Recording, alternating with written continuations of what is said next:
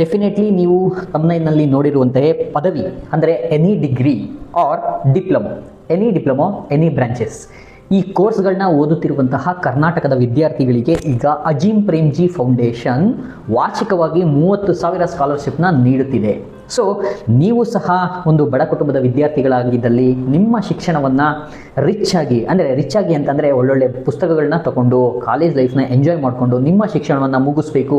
ನನಗದಿಲ್ಲ, ತೊಗೊಳಕ್ಕೆ ದುಡ್ಡಿಲ್ಲ, ಇದು ತೊಗೊಳಕ್ಕೆ ದುಡ್ಡಿಲ್ಲ, ನಾನೇನಾದರೂ ಎಕ್ಸ್ಪ್ಲೋರ್ ಮಾಡೋಣ ಓದೋದಕ್ಕೆ ಸಂಬಂಧಪಟ್ಟಂತೆ ಎಜುಕೇಷನಲ್ಲಿ ಅಂತ ಹೇಳಿದ್ರೆ ದುಡ್ಡು ಸಾಕಾಗಲ್ಲ, ಅಮ್ಮ ಕೊಡಲ್ಲ, ಅಪ್ಪ ಕೊಡಲ್ಲ, ಮನೆಯಲ್ಲಿ ಬಡತನ, ಇವೆಲ್ಲ ಚಿಂತೆಗಳನ್ನ ಬಿಟ್ಟು ನಿಮ್ಮ ಎಜುಕೇಷನ್ನ ರಿಚ್ ಆಗಿ ಮುಗಿಸ್ಕೋಬೇಕು ಅಂತ ಹೇಳಿದ್ರೆ ಇವಾಗಲೇ ನೀವು ಅಜೀಂ ಪ್ರೇಮ್ಜಿ ಫೌಂಡೇಶನ್ ನೀಡ್ತಿರುವಂತಹ ಒಂದು ಸ್ಕಾಲರ್ಶಿಪ್ ವಿದ್ಯಾರ್ಥಿ ವೇತನಕ್ಕೆ ಈಗಲೇ ಅರ್ಜಿ ಹಾಕಿ. ಅರ್ಜಿ ಸಲ್ಲಿಸಲಿಕ್ಕೆ ಯಾವ ದಿನಾಂಕ ಕೊನೆ, ಹಾಗೆಯೇ ಅರ್ಹತೆಗಳೇನು, ಯಾರ್ಯಾರು ಅರ್ಜಿ ಸಲ್ಲಿಸಬಹುದು ಅನ್ನೋ ಒಂದು ಮಾಹಿತಿನ ನಾನು ಇವಾಗ ಹೇಳ್ತಾ ಇದ್ದೀನಿ. ನೀವು ಕೊನೆವರೆಗೂ ವಿದ್ಯಾರ್ಥಿಗಳಾದಂಥವರು ಡಿಗ್ರಿ ಅಥವಾ ಡಿಪ್ಲೊಮೊ ಓದ್ತಿರುವವರು ಕೊನೆವರೆಗೂ ಸಹ ಈ ವಿಡಿಯೋನ ತಪ್ಪದೇ ನೋಡಿ.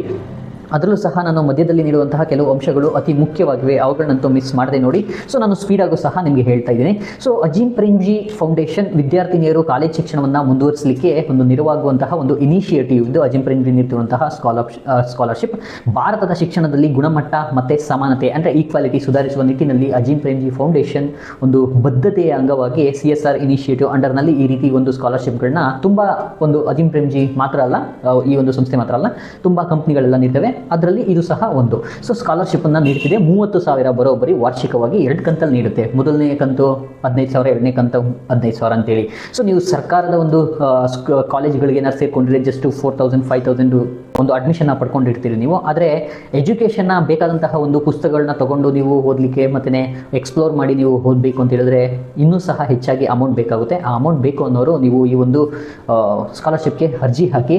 ಸೊ ಇದನ್ನು ಮೊದಲ ಪದವಿ ಅಂದರೆ ನೀವು ಎರಡನೇದಾಗಿ ಪದವಿ ಓದ್ತಾ ಇರಬಾರ್ದು. ಫಾರ್ ಎಕ್ಸಾಂಪಲ್ ಕೆಲವರು ಇಂಗ್ಲೀಷ್ ಮೀಡಿಯಮು ಅಥವಾ ಮೇಜರ್ ಇಂಗ್ಲೀಷ್ ಕೋರ್ಸ್ಗೆಲ್ಲ ಸೇರ್ಕೊಂಡಿರ್ತಾರೆ ಅಂತ ಇಟ್ಕೊಳ್ಳಿ. ಅವರಿಗೆ ಪಾಸ್ ಮಾಡೋಕ್ಕಾಗದೇ ಏನು ಮಾಡ್ತಾರೆ ಅಂತ ಹೇಳಿದ್ರೆ 3 years 4 years ಸಹ ಕೆಲವು ಸಬ್ಜೆಕ್ಟ್ಗಳನ್ನ ಬ್ಯಾಕ್ ಹೊಡ್ಸ್ಕೊಬಿಡ್ತಾರೆ, ಮೇಜರ್ ಇಂಗ್ಲೀಷ್ ಸಬ್ಜೆಕ್ಟ್ಗಳನ್ನ ಅಥವಾ ಯಾವುದಾದ್ರು. ಅವಾಗ ಏನು ಮಾಡ್ತಾರೆ ಅಂದರೆ ಅವರು ಇಲ್ಲಿ TC ತೊಗೊಂಡು ಮತ್ತೊಂದು ಕಾಲೇಜ್ಗೆ ಮೊದಲಿಂದ ಬೇರೆ ಒಂದು ಸುಲಭವಾಗಿರುವಂತಹ ಸಬ್ಜೆಕ್ಟ್ಗಳ ಒಂದು ಡಿಗ್ರಿ ಕೋರ್ಸ್ಗೋ ಅಥವಾ ಡಿಪ್ಲೊಮಾ ಕೋರ್ಸ್ಗೋ ಜಾಯ್ನ್ ಆಗ್ತಾರೆ. ಸೊ ಈ ರೀತಿ ಮಾಡ್ಬೋದು. ನನ್ನ ಸ್ನೇಹಿತರು ಸಹ ಕೆಲವರು ಮಾಡಿದ್ದಾರೆ. ಒಂದು ಸೇರ್ಕೊಂಡಂತಹ ಕಾಂಬಿನೇಷನಲ್ಲಿ ಪಾಸ್ ಮಾಡ್ಕೊಳ್ಳೋಕ್ಕಾಗದೇ ಮತ್ತೆ ಮೊದಲಿಂದ ಡಿಗ್ರಿನ ಓದಲಿಕ್ಕೂ ಸಹ ಸೇರ್ಕೊಂಡಿದ್ದಾರೆ. ಆ ರೀತಿ ಏನಾದರೂ ನೀವು ಡಿಗ್ರಿಗೆ ಏನಾದರೂ ಜಾಯ್ನ್ ಆಗಿದರೆ ನೀವು ಅರ್ಜಿ ಸಲ್ಲಿಸಲಿಕ್ಕೆ ಅರ್ಹರಲ್ಲ, ಈಗಲೇ ತಿಳ್ಕೊಬೇಡಿ. ಮೊದಲನೇ ಬಾರಿ ನೀವು ಪದವಿಗೆ ಜಾಯ್ನ್ ಆಗಿರಬೇಕು, ಅಡ್ಮಿಷನ್ ಆಗಿರಬೇಕು 2025-26ನೇ ಸಾಲಿನಲ್ಲಿ. ಹಾಗೆಯೇ ಮೊದಲ ಡಿಪ್ಲೊಮೊಗೆ ನೀವು ಜಾಯ್ನ್ ಆಗಿರಬೇಕು. ಇಂತಹ ವಿದ್ಯಾರ್ಥಿನಿಯರು ನೀವು ಅರ್ಜಿನ ಸಲ್ಲಿಸಲಿಕ್ಕೆ ಅರ್ಹರು. ಸೊ ಅರ್ಹತೆಗಳೇನು ಅನ್ನೋದನ್ನ ನೋಡೋದಾದ್ರೆ 10th ಹಾಗೆಯೇ 12th PUC 2 ತರಗತಿಗಳನ್ನು ಅರ್ಹ ರಾಜ್ಯಗಳು ಮತ್ತು ಕೇಂದ್ರಾಡಳಿತ ಪ್ರದೇಶಗಳಲ್ಲಿರುವಂತಹ ಸರ್ಕಾರಿ ಶಾಲೆ ಅಥವಾ ಕಾಲೇಜುಗಳಲ್ಲಿ ಒಬ್ಬ ಸಾಮಾನ್ಯ ವಿದ್ಯಾರ್ಥಿಯಾಗಿ ಓದಿ ಪಾಸ್ ಆಗಿರಬೇಕು. ಅರ್ಜಿ ಸಲ್ಲಿಸುವ ಸಮಯದಲ್ಲಿ ಸರ್ಕಾರಿ ಅಥವಾ ಪ್ರತಿಷ್ಠಿತ ಮಾನ್ಯತೆ ಪಡೆದ ಖಾಸಗಿ ಕಾಲೇಜು ಅಥವಾ ವಿಶ್ವವಿದ್ಯಾಲಯದ ಪದವಿ ಕಾರ್ಯಕ್ರಮ ಅಥವಾ ಡಿಪ್ಲೊಮಾ ಕೋರ್ಸಿನ 2 ರಿಂದ 5 ವರ್ಷಗಳ ಅವಧಿಯ ಕಾರ್ಯಕ್ರಮಗಳಾಗಿರ್ಬೋದು. ಮೊದಲ ವರ್ಷಕ್ಕೆ ಶೈಕ್ಷಣಿಕ ವರ್ಷ 2025-26 ಸಾಮಾನ್ಯ ವಿದ್ಯಾರ್ಥಿಯಾಗಿ ಪ್ರವೇಶ ಪಡೆದಿರಬೇಕು. ಇದು ಅರ್ಜಿದಾರರ ಮೊದಲ ಪದವಿ ಹಾಗೆಯೇ ಡಿಪ್ಲೊಮೊ ಆಗಿರಬೇಕು. ಸೊ ರಾಜ್ಯಗಳು, ಯಾವ್ಯಾವ ರಾಜ್ಯಗಳ ವಿದ್ಯಾರ್ಥಿಗಳು ಅರ್ಜಿ ಸಲ್ಲಿಸಬಹುದು ಅಂತ ಹೇಳಿದ್ರೆ ಮೇಯ್ನಾಗಿ ಕರ್ನಾಟಕ ಅರ್ಹತೆ ಇದೆ ಕರ್ನಾಟಕದ ವಿದ್ಯಾರ್ಥಿಗಳಿಗೆ. ಅದಲ್ಲದೆ ಯಾವ ರಾಜ್ಯಗಳು ಅಂತ ಹೇಳೋದಾದರೆ ಅರುಣಾಚಲ ಪ್ರದೇಶ, ಅಸ್ಸಾಂ, ಬಿಹಾರ, ಛತ್ತೀಸ್ಗಢ, ಜಾರ್ಖಂಡ್, ಮಧ್ಯಪ್ರದೇಶ, ಮಣಿಪುರ, ಮೇಘಾಲಯ, ಮಿಜೋರಾಂ, ನಾಗಾಲ್ಯಾಂಡ್, ಒಡಿಶಾ, ಪುದುಚೇರಿ, ರಾಜಸ್ಥಾನ, ಸಿಕ್ಕಿಂ, ತೆಲಂಗಾಣ, ತ್ರಿಪುರ, ಉತ್ತರ ಪ್ರದೇಶ ಹಾಗೆಯೇ ಉತ್ತರಾಖಂಡ. ಈ ಒಂದು ವಿದ್ಯಾರ್ಥಿಗಳು, ಇಲ್ಲಿನ ವಿದ್ಯಾರ್ಥಿಗಳು, ರಾಜ್ಯದ ವಿದ್ಯಾರ್ಥಿಗಳು ಅರ್ಜಿನ ಸಲ್ಲಿಸ್ಬೋದು.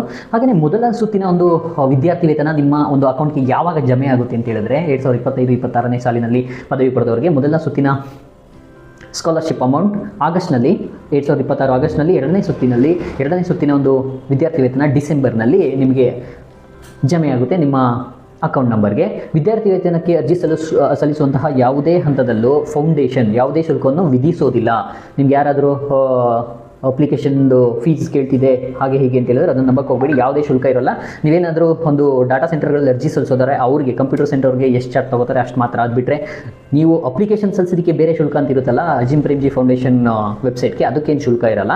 ಸೊ ಶುಲ್ಕದ ಹೆಸರಿನಲ್ಲಿ ಒಂದು ವಂಚಿಸುವ ಒಂದು ಜನರ ಬಗ್ಗೆ ಎಚ್ಚರ ಇರಲಿ ವಿದ್ಯಾರ್ಥಿಗಳೇ. ನಿಮಗೆ ಸಲ್ಲಿಸಬೇಕಾದ ದಾಖಲೆಗಳು ಯಾವ್ಯಾವ ದಾಖಲೆಗಳಿರಬೇಕು ಅಂತ ಹೇಳಿದ್ರೆ ಆ್ಯಸ್ ಯೂಶುವಲ್ ಆಧಾರ್ ಕಾರ್ಡ್ ಬೇಕು, ಬ್ಯಾಂಕ್ ಪಾಸ್ಬುಕ್ ಬೇಕು, ನಿಮ್ಮ ಭಾವಚಿತ್ರ ಬೇಕು, ಸಹಿ ಬೇಕು. ಹಾಗೆಯೇ ನಿಮ್ಮ ಮುಖದ 2x2 ಇಂಚಿನ ಅಳತೆಯ ಬಣ್ಣದ ಫೋಟೋ, ಪಾಸ್ಪೋರ್ಟ್ ಸೈಜ್ ಫೋಟೋ, ಇದನ್ನು ಕಳೆದ 6 ತಿಂಗಳಲ್ಲಿ ತೆಗೆದಿರಬೇಕು ಅಂತ ಹೇಳಿದ್ದಾರೆ. ಹಾಗೆಯೇ ಇಮೋಜಿಗಳು, ಫಿಲ್ಟರ್ಗಳು, ನಿಮ್ಮ ಮುಖವನ್ನು ಮುಚ್ಚಿರುವ ವಸ್ತುಗಳಿರುವ ಅಥವಾ ಬೇರೆ ಯಾವುದೇ ವ್ಯಕ್ತಿ ಇರುವ ಫೋಟೋಗಳು ಸಲ್ಲಿಸಬೇಡಿ. ಬಿಳಿ ಹಾಳೆ ಮೇಲೆ ಮಾಡಿರುವಂತಹ ಸಹಿ ಒಂದು ಸ್ಪಷ್ಟವಾದ ಫೋಟೋ JPG ಅಥವಾ PNG ಫಾರ್ಮಲ್ಲಿ ಇರಲಿ. ಆಧಾರ್ ಕಾರ್ಡ್ ಮುಂಭಾಗದ ಸ್ಪಷ್ಟವಾದ ಬಣ್ಣದ ಅಥವಾ ಎಡಿಟ್ ಮಾಡಿಲ್ಲದ ಒಂದು ಡಿಜಿಟಲ್ ಪ್ರತಿ ಬೇಕು. ಇದರಲ್ಲಿ ನಿಮ್ಮ ಹೆಸರು, ಫೋಟೋ ಮತ್ತು ಲಿಂಗ ಇವೆಲ್ಲವೂ ಸ್ಪಷ್ಟವಾಗಿ ಕಾಣುವಂತಿರಬೇಕು. ಆಧಾರ್ ಕಾರ್ಡ್ನ ಸ್ಕ್ರೀನ್ಶಾಟ್, ಬ್ಲರ್ ಆಗಿರುವ ಪ್ರತಿ ಅಥವಾ ಜೆರಾಕ್ಸ್ ಪ್ರತಿಯನ್ನು ಸಲ್ಲಿಸಕ್ಕೆ ಹೋಗಬೇಡಿ. ಸೊ ಹಾಗೆಯೇ ಬ್ಯಾಂಕ್ ವಿವರಗಳಿರುವಂಥದ್ದು, ಬ್ಯಾಂಕ್ ಖಾತೆಯ ಪಾಸ್ಬುಕ್ನ ಫೋಟೋದ ಒಂದು ಸ್ಪಷ್ಟವಾದ ಎಡಿಟ್ ಮಾಡದೇ ಇರೋ ಒಂದು ಡಿಜಿಟಲ್ ಪ್ರತಿ. ಹಾಗೆಯೇ ನಿಮ್ಮ ಬಳಿ ಪಾಸ್ಬುಕ್ ಇದ್ದಿದ್ರೆ ಪಾಸ್ಬುಕ್ನಲ್ಲಿ ಮಾಹಿತಿಯನ್ನು ಕೈ ಬರಹದಲ್ಲಿ ಬರೆದಿದ್ರೆ ಮಾಹಿತಿಯು ಸ್ಪಷ್ಟವಾಗಿ ಕಾಣಿಸ್ತಿಲ್ಲ ಅಂತಂದರೆ ಕಳೆದ ಒಂದು ತಿಂಗಳ ಅವಧಿಯ ಬ್ಯಾಂಕ್ ಖಾತೆಯ ಸ್ಟೇಟ್ಮೆಂಟನ್ನು ಸಲ್ಲಿಸ್ಬೋದು. ಇದರಲ್ಲಿ ಖಾತೆ ಹೊಂದಿರುವ ಹೆಸರು, ಖಾತೆ ಸಂಖ್ಯೆ, IFSC ಹಾಗೆಯೇ ಶಾಖೆಯ ವಿವರಗಳು ಸ್ಪಷ್ಟವಾಗಿ ಕಾಣ್ತಿರಬೇಕು. ಹಾಗೆಯೇ 10ನೇ ತರಗತಿ ಅಂಕಪಟ್ಟಿ ಬೇಕು, 12ನೇ ತರಗತಿ ಅಂಕಪಟ್ಟಿ ಬೇಕು. ಅದೆಲ್ಲವೂ ಸಹ ಸ್ಪಷ್ಟವಾಗಿ ಎಡಿಟ್ ಮಾಡಿಲ್ಲದ ಒಂದು ಡಿಜಿಟಲ್ ಪ್ರತಿ ಆಗಿರಬೇಕು. ಸೊ ಆ ರೀತಿ ಇರಲಿ. ಆದ್ದರಿಂದ ನೀವು ಫೋಟೋ ತೆಗಿಬೇಕಾದ್ರೆ ನೀಟಾಗಿ ತೊಗೊಳ್ಳಿ. 10ನೇ ತರಗತಿ, 12ನೇ ತರಗತಿ, PUC ಹಾಗೆಯೇ SSLCದು.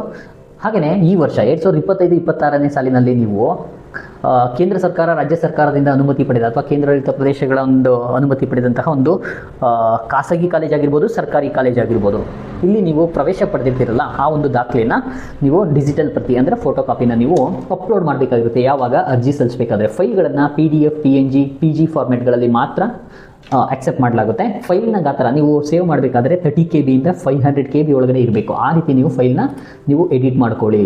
ಇನ್ನು ಸಾಮಾನ್ಯವಾಗಿ ಸ್ಕಾಲರ್ಶಿಪ್ ಉದ್ದೇಶ ಹೇಳಿದ್ದೀನಿ, ಹಾಗೆಯೇ ಜಿಮ್ ಟ್ರೇಂಜಸ್ ಯಾರು ಅರ್ಹರು ಅಂತ ಹೇಳಿದ್ದೀನಿ, ಯಾವ ರಾಜ್ಯಗಳು ಅಂತ ಹೇಳಿದೆ. ಹಾಗೆಯೇ ದೂರ ಶಿಕ್ಷಣದಲ್ಲಿ ನೀವೇನಾದರೂ ಪದವಿ ಡಿಪ್ಲೊಮಾ ಓದ್ತಿದ್ರೆ ನೀವು ಅರ್ಜಿ ಸಲ್ಲಿಸೋಕ್ಕೆ ಅರ್ಹರಲ್ಲ. ಹಾಗೆಯೇ ನೀವು ಪದವಿ ಡಿಪ್ಲೊಮಾನ 2ನೇ ಬಾರಿ, 3ನೇ ಬಾರಿ ಅಥವಾ 4, 5ನೇ ಬಾರಿ ವರ್ಷದಲ್ಲಿ ಓದ್ತಿದ್ರೆ ಸ್ಕಾಲರ್ಶಿಪ್ಗೆ ಅರ್ಹರ ಅಂತ ಕೇಳೋದಾದರೆ ಇಲ್ಲ. ನೀವು ಈ ವರ್ಷ 2025-2026ನೇ ಸಾಲಿನಲ್ಲಿ ನೀವು ಅಡ್ಮಿಷನ್ ತೊಗೊಂಡಿರೋರು ಅರ್ಜಿನ ಸಲ್ಲಿಸ್ಬೋದು ಪದವಿ ಅಥವಾ ಡಿಪ್ಲೊಮೋಗೆ. ಇನ್ ಕೇಸ್ ಆಲ್ರೆಡಿ ನೀವು 4ನೇ ವರ್ಷ, 5ನೇ ವರ್ಷ, 3ನೇ ವರ್ಷ, 3rd ಸೆಮಿಸ್ಟರ್, 4th ಸೆಮಿಸ್ಟರ್ ಹೀಗೆ ಯಾವುದಾದ್ರೂ ಓದ್ತಿದ್ರೆ ನೀವು ಅರ್ಹರಲ್ಲ. ಇನ್ ಕೇಸ್ ಕಳೆದ ಬಾರಿ ನೀವು ಅರ್ಜಿ ಸಲ್ಲಿಸಿದ್ರೆ ಈ ವರ್ಷದ ಒಂದು ನವೀಕರಣಕ್ಕೆ ಬೇಕಾದರೆ ನೀವು ಅರ್ಜಿ ಹಾಕ್ಬೋದು. ಅಂದರೆ ರಿನ್ಯೂ ಮಾಡ್ತಾರಲ್ಲ ಅದಕ್ಕೆ ಬೇಕಾದರೆ ಅರ್ಜಿ ಸಲ್ಲಿಸ್ಬೋದು. ಹಾಗೆಯೇ ಮೆರಿಟ್ ಆಧಾರದ ಮೇಲೆ ನೀಡಲಾಗುತ್ತೆ ಅಂತಂದರೆ ಇಲ್ಲ, ಸ್ಕಾಲರ್ಶಿಪ್ಪನ್ನು ಮೆರಿಟ್ ಆಧಾರದ ಮೇಲೆ ನೀಡಲ್ಲ. ಒಂದು ಏನು ನಾನು ಅರ್ಹತೆ ಮಾನದಂಡಗಳು ಹೇಳಿದ್ನೋ ಆ ಒಂದು ಅರ್ಹತೆಯ ಮೇಲೆ ನೀಡಲಾಗುತ್ತೆ. ವಯಸ್ಸಿನ ಮಿತಿ ಇದೆಯಾ? ವಯಸ್ಸಿನ ಮಿತಿ ಇಲ್ಲ. ನೀವು ಕಾಲೇಜಿಗೆ ಜಾಯ್ನ್ ಆಗಿದ್ದೀರಿ ಅಂತಂದಮೇಲೆ ಯು ಆರ್ ಎಲಿಜಿಬಲ್. ಸೊ ಅದೊಂದು ನೆನಪಿರಲಿ. ಒಟ್ಟಾರೆ ಒಂದು 25,000ಕ್ಕೂ ಹೆಚ್ಚು ವಿದ್ಯಾರ್ಥಿನಿಯರಿಗೆ ಈ ಒಂದು ನೆರವನ್ನು ನೀಡಲಾಗುತ್ತೆ. ಸೊ ಕೊನೆಯದಾಗಿ ಅರ್ಜಿ ಸಲ್ಲಿಸಲಿಕ್ಕೆ ಕೊನೆಯ ದಿನಾಂಕ ಬಂದು ಜನವರಿ 31ರ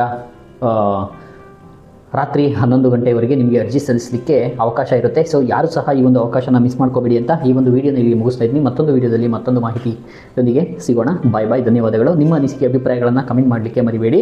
ಸೊ ನಮ್ಮ ಗುರುಕುಲ ಯೂಟ್ಯೂಬ್ ಚಾನಲ್ನ ಫಾಲೋ ಮಾಡ್ತಾ ಇರಿ, ಹಾಗಾಗ ಹೊಸ ವಿಷಯಗಳಿಗಾಗಿ.